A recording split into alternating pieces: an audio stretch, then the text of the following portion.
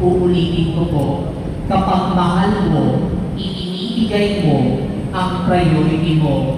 Totoo naman po, di po ba?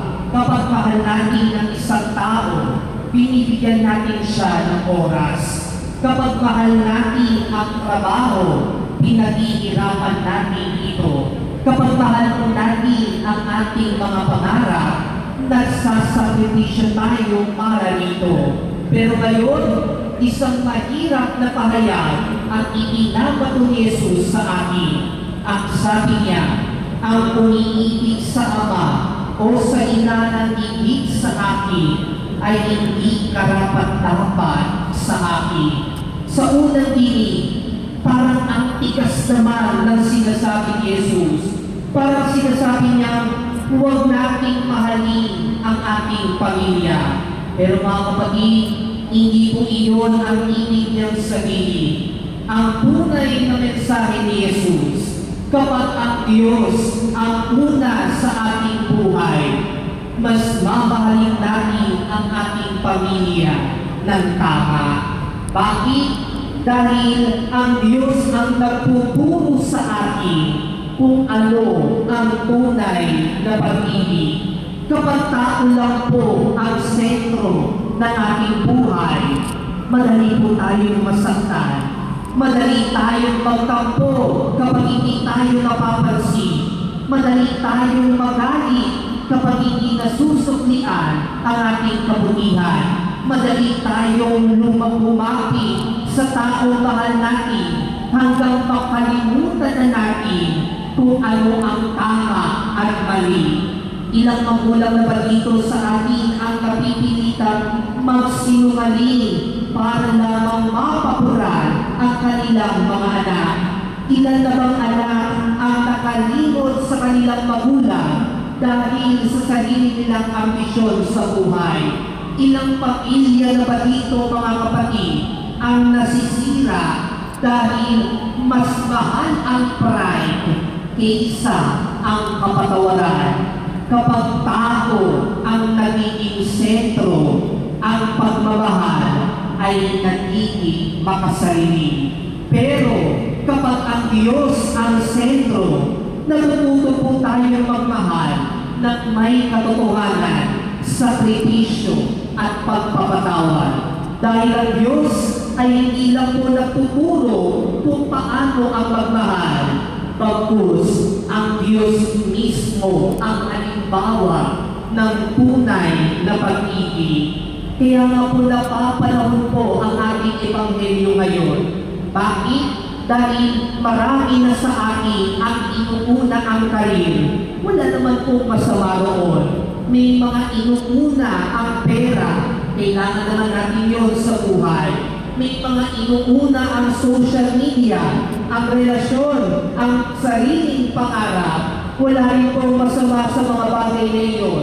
Pero mga kapatid, kapag ang mga bagay na iyon ang nagiging sentro na lang ng ating buhay, doon po nagsisimula ang problema. Kapag nawala ang trabaho, pakiramdam natin, wala na tayong halaga. Kapag nasira ang relasyon, parang katapusan na ng mundo. Kapag bumaba ang kita, o di kaya'y mawala ang iyong kasikatan, parang nawawala na rin ang ating pagkatao. Bakit? Dahil ginawa natin pundasyon ang mga bagay na pansamantala lang. Ngunit ang taong inuuna ang Diyos ay matibay ang pundasyon. Maaaring dumating ang problema, mawalan siya ng trabaho, magkasakit o mabigo, ngunit hindi siya basta-basta kukuho dahil alam niya may Diyos na hindi kailanman mawawala. Mga kapatid, hindi lang po ito hamon para sa ating pamilya, bagkus hamon din po ito sa ating bansa. Alam ko po, lahat po tayo ay naghahanap ng pagbabago. Gusto natin ng mas maayos na pamahalaan, mas ligtas na komunidad, at mas magandang kinabukasan para sa inyong mga anak. Ngunit madalas, kung mapapansin din po natin, mas inuuna natin ang ating personalidad kaysa prinsipyo. Mas mahalaga sa atin ang kasikatan kaysa sa katotohanan. Mas inuuna po natin ang pangsariling interes kaysa sa kabutihan ng panlahat. Kapag mali ang ating inuuna, mali rin po yung direksyon ng ating buhay at ng ating lipunan. Hindi po nagsisimula ang tunay na pagbabago sa palasyo. Hindi rin po ito nagsisimula sa kongreso. Nagsisimula ito, mga kapatid, sa puso ng bawat taong handang sabihin, Panginoon, Ikaw ang mauuna sa aking buhay. Kapag ang Diyos ang una, magiging tapat tayo kahit walang nakakakita. Magiging makatarungan tayo kahit walang umapalakpak sa atin. Magiging mapagpatawad tayo kahit mahirap ibigay ang pagpapatawad.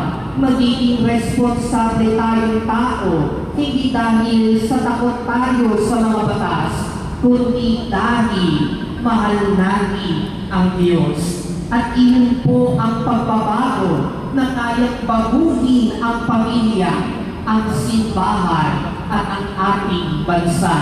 Kaya mga kapatid, ang tanong po ng Ebanghelyo ngayon ay hindi, mahal mo ba ang Diyos? Bagkus ang tanong ng Ebanghelyo sa atin ngayon, siya ba talaga ang una sa buhay mo? Sapagkat kapag ang Diyos ang tunay na una, hindi mababawasan ang pagmamahal natin sa ating pamilya. Sa halip, lalo ito lalali. Hindi magiging hadlang ang pagmamahal sa Diyos sa ating relasyon sa ibang tao. Bagkus, ito ang magtuturo sa atin kung paano ang magmahal ng tama. Kaya mga kapatid, bilang pagkatapos po ng ating pagninilay, ito po ang lagi nating pakatandaan. Kapag Diyos ang una, lahat ng pagmamahal ay napupunta sa tamang lugar. Amen. Consider na po,